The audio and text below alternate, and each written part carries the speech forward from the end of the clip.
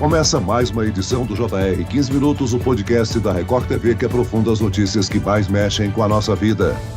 A presidente da Câmara dos Deputados dos Estados Unidos se encontrou com a presidente de Taiwan e declarou apoio à democracia da ilha. Estados Unidos e China realizam agora demonstrações de força, enquanto os americanos posicionam navios a leste da ilha. Os chineses sobrevoam o Estreito de Taiwan com aviões militares.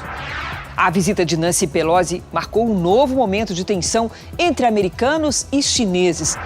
A viagem da presidente da Câmara dos Estados Unidos, Nancy Pelosi, a Taiwan, tem gerado uma nova série de ameaças da China, que ficou furiosa com a visita. O Ministério das Relações Exteriores do país asiático já tinha comunicado que a visita traria um impacto negativo nas relações entre os países. Mas que impactos são esses? Por que a China reagiu à visita? E o que levou os Estados Unidos a visitarem Taiwan, mesmo com a ameaça chinesa? O 15 Minutos de hoje conversa com o professor de Relações Internacionais da Universidade Federal de Santa Maria, Bruno Hendler. Bem-vindo ao podcast, professor. Obrigado, Celso. Obrigado pelo convite. Quem nos acompanha nessa entrevista é a correspondente da Record TV no Japão, Silvia Kikuchi. Silvia, a visita da presidente da Câmara já era especulada há muito tempo. Oi, Celso. Olá, professor Bruno. Quando o roteiro da viagem foi anunciado oficialmente no dia 31, Taiwan ainda não estava na lista dos 4 países que seriam visitados por Nancy Pelosi.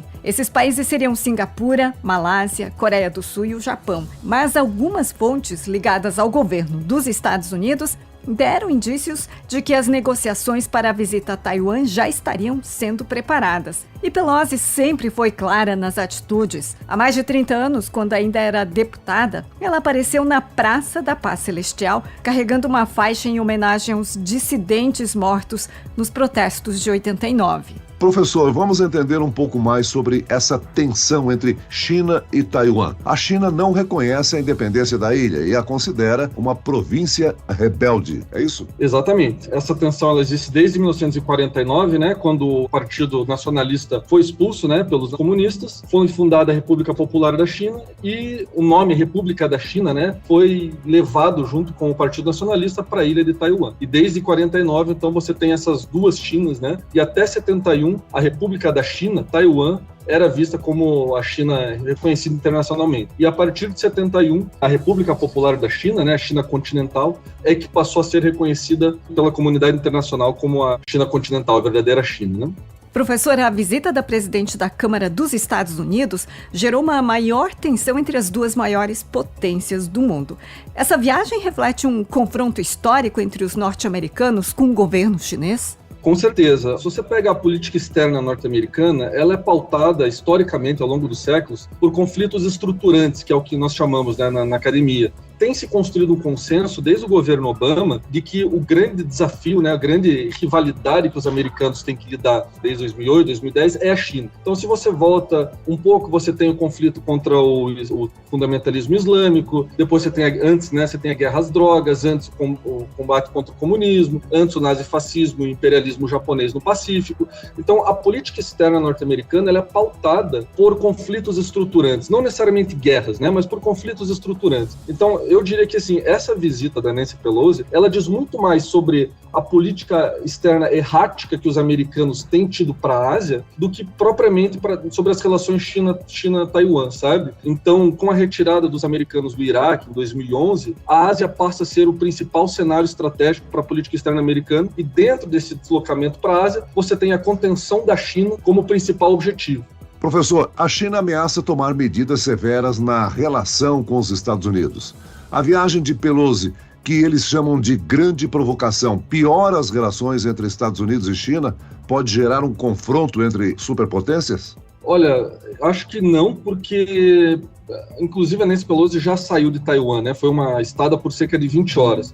E o que eu diria que está por trás dessa visita, a meu ver, é a disputa pelos semicondutores, Então a TSMC, que é uma empresa taiwanesa de produção de semicondutores, que são esses microchips que vão desde carros, a aviões, a eletrônicos em geral. Então, a meu ver, no curto prazo, o que está em jogo é o controle dessa tecnologia. Então, o motivo mais evidente da viagem da Nancy Pelosi para Taiwan é nitidamente convencer essa empresa, né, inclusive ela teve uma reunião com o presidente dessa empresa, que a empresa ela faça investimentos e desloque parte da sua cadeia produtiva para os Estados Unidos, né? E os americanos têm muito medo de que, com uma possível unificação Taiwan-China, essa tecnologia caia nas mãos dos chineses, né? E aí, com isso, os chineses dariam um salto considerável na disputa tecnológica em relação aos Estados Unidos. Porém, tem mais uma coisa importante para se falar, é que essa política externa norte-americana, ela é errática, porque, assim, chefes do legislativo, presidentes do Congresso, não fazem política externa. Quem faz política externa é o Poder Executivo, né, o presidente, junto com o secretário de Estado americano e o ministro da Defesa, o Ministry of Foreign Affairs, o Ministério das Relações Exteriores. Uma outra coisa que essa viagem da Nancy Pelosi representa é a fraqueza do governo Biden, né? A sua incapacidade de lidar com os seus vetores de política externa. E do lado da China você tem uma previsibilidade maior, né? De exercícios militares que eles têm feito em torno de Taiwan e tudo mais. Agora, a China fez a sua primeira ação militar em protesto pela visita da presidente da Câmara, né? Mais de 20 aviões de combate sobrevoaram a linha mediana do Estreito de Taiwan. É uma forma de intimidar e mostrar, de certa forma, um controle? Com certeza, e eu digo para você o seguinte, há 3 grandes vetores, 3 formas que a China tem se utilizado para gradualmente incorporar Taiwan ao seu espaço territorial, né? A primeira delas é o uso ou a ameaça do uso da força, né? Então, esse exemplo que você está dando é nitidamente um caso de ameaça do uso da força, só que há outros 2 vetores que estão muito mais ligados a, vamos dizer assim, o tempo está do lado da China. A China pode pensar a longo prazo nesse processo, sabe? Então você tem um segundo vetor que é cultural, né? Então a China e Taiwan tem criado algumas iniciativas de busca de uma história comum. Muitas das relíquias, museus, história da China, por exemplo, foram levados pelos nacionalistas na sua fuga para Taiwan. Então há uma história em comum aí da invasão japonesa, de sofrer na mão do imperialismo ocidental, que a China tem tentado buscar. Agora tem um terceiro pilar, que é o mais importante, e é o transversal de toda essa questão, que é a gravitação econômica que a China está construindo em torno de si. Então não é só Taiwan. A Ásia, de uma forma geral, depende cada vez mais da economia chinesa. Então você pega aliados americanos como Japão, Coreia do Sul, Filipinas, e a própria Taiwan, né, são economias que dependem muito da China, né? Então, por mais que eles tenham mantido uma aliança militar com os Estados Unidos, economicamente eles dependem da China. Então, a China tem, por exemplo, reduzido ou eliminado a necessidade de vistos para a entrada de taiwaneses, voos diretos entre Taipei e a China continental já estão sendo realizados, a liberdade para que profissionais como médicos, advogados, artistas em geral, possam circular entre Taiwan e China. O meu argumento é que a China não precisa invadir Taiwan. Seria muito custoso para a imagem e para a economia chinesa uma guerra. Então, eles tendem a optar pela incorporação gradual econômica de Taiwan ao continente chinês. Professor, o aumento da tensão entre Estados Unidos e China traz grandes riscos de imediatos à economia mundial. Eu pergunto, os impactos podem chegar ao Brasil, por exemplo? Com certeza, e eu acho que a cadeia automotiva é uma das mais afetadas, porque cerca de 80-90% dos carros produzidos no mundo demandam os semicondutores, os microchips produzidos em Taiwan, né? Então, como eu falei no começo, essa disputa por Taiwan, no fundo, ela tem um caráter tecnológico, de disputa tecnológica muito forte. E aí você pega não só a cadeia automotiva, mas eletrônicos em geral, né? Dependem muito desses produtos em Taiwan.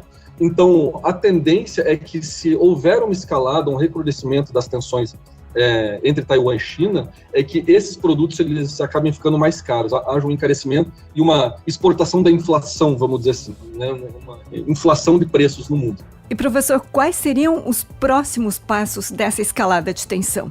Você acredita que o governo chinês pode tomar alguma ação mais incisiva? Eu acho que não, porque, de novo, essa perspectiva do tempo para os chineses ela é diferente, ela é no longo prazo. Então, o fato de você ter uma estabilidade dentro do Partido Comunista Chinês e do governo chinês faz com que esses rompantes que a gente viu com o Trump, por exemplo, não apareçam, né, com a China. Então, eu não vejo que a coisa vai escalar, né? A China tende a ser o adulto na sala, vamos colocar assim. Os americanos, a grande estratégia americana é evitar que a Eurásia, de uma forma geral, seja controlada por uma grande potência, né? Então, é fazer de tudo para que Rússia e China não se alinhem, né? Voltando um pouco na história, é muito parecido com a Inglaterra no século XIX, que tinha o grande pavor de uma aliança Paris-Berlim-Moscou, né? E hoje a gente vê essa mesma tentativa norte-americana de evitar a todo custo uma aliança Berlim-Moscou-Pequim, né? Então, todas as formas que os americanos podem encontrar de disrupt, né, de perturbar, os americanos vão fazer. Então, se a Rússia está respondendo de uma forma muito agressiva, né, no caso da Ucrânia, a China, eu não vejo dessa forma, eu vejo que a tendência é desescalada gradual a partir de agora. No curto prazo, não, porque, inclusive, antes da viagem da Nancy Pelosi, houve uma ligação entre o Biden e o Xi Jinping, em que eles meio que já botaram panos quentes, né? O Biden meio que dando a entender que essa viagem da Nancy Pelosi estava acontecendo a revelia do governo, do poder executivo norte-americano, a revelia da vontade do Biden, né? Então, eu acho que está acontecendo um teatro de um lado, um teatro do outro, uma retórica mais agressiva de um lado e de outro, mas a tendência é que Taiwan continue recebendo armas, né? Tenha um comércio militar com os Estados Unidos muito forte, mas que no longo prazo isso vai acabar arrefecendo. Agora, internamente, Biden recebe até o apoio pela iniciativa, pelo apoio à visita da Nancy Pelosi a Taiwan, até dos republicanos, né? Exato, porque, como eu falei, há um consenso nas altas cúpulas, né, no pensamento estratégico norte-americano, de que a China é a bola da vez, de que, resolvida a questão no Iraque, resolvida a questão no Afeganistão, e essas questões resolvidas não muito a favor dos americanos, né? Mas encerrados esses ciclos de guerras no Oriente Médio, a bola da vez é a China.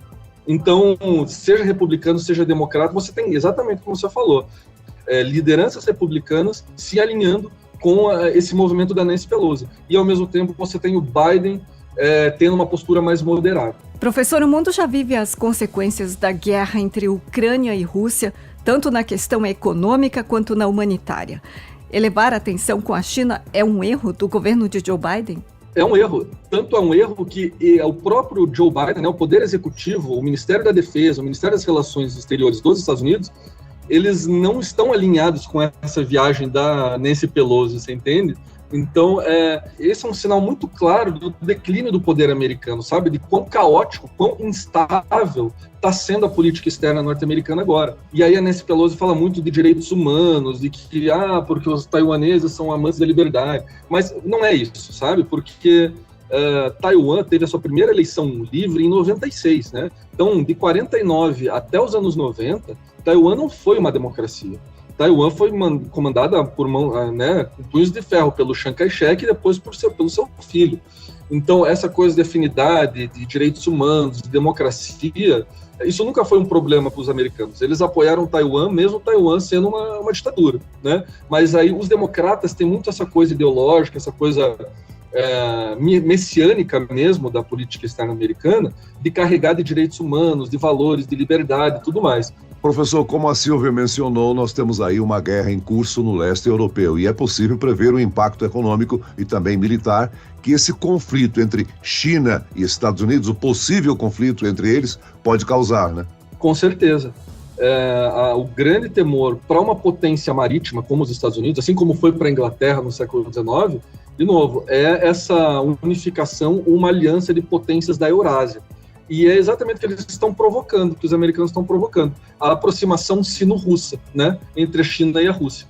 E aí, nesse caso, nesse sentido, eu acho que o caminho que a Alemanha tomar, se ela continuar alinhada aos Estados Unidos, ela vai acabar sofrendo consequências econômicas muito fortes, né, na questão energética, mas caso a Alemanha opte por um caminho de política externa mais autônomo, né, mais eurasiático, aí você tem um grande pesadelo para os Estados Unidos, que é essa proximidade entre a Alemanha e Rússia e, junto com isso, a proximidade com Pequim. Muito bem, nós chegamos ao fim desta edição do 15 Minutos. Eu agradeço a participação e as informações do professor de Relações Internacionais da Universidade Federal de Santa Maria, Bruno Endler. Obrigado, professor. Obrigado pelo convite, Celso. Parabéns aí pelo conteúdo que vocês têm produzido. E agradeço a presença da correspondente da Record TV no Japão, Silvia Kikuchi. Obrigado, Silvia.